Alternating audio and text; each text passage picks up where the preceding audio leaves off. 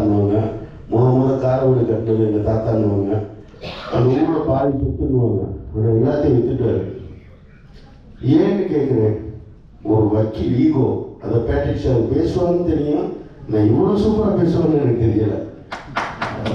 பேசுவான்னு தெரியும், இவ்வளோ சூப்பராக பேசுவான்னா unexpectation. Really I am very grateful to you mister Patrick தாமஸா. until my end of the life forever. Really, really, thank you, amazing, wonderful. எல்லாருமே ஒரு கூட்டத்தை, அதாவது எல்லாருமே என்ன நினைப்பாங்கன்னா, நான் பேசும்போது முன்னாடி இருக்கவங்க பூரா முட்டான்னு சொன்னாதான் பேச்சே வரும்னு சொல்லுவாங்க எல்லா பேச்சாளர்களுமே.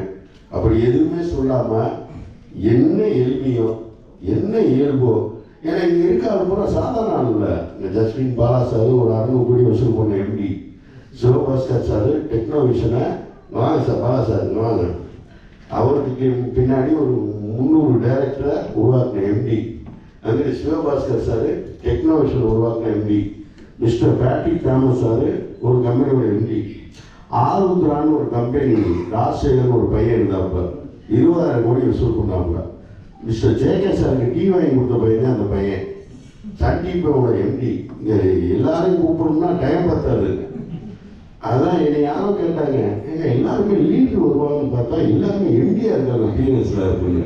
காசி சார் அவரோட எம்டி, கூட இருக்காது எல்லாருமே எம்டி. ஆனால் நம்ம எதுவுமே பில்டப்பாகவும் பேசலை.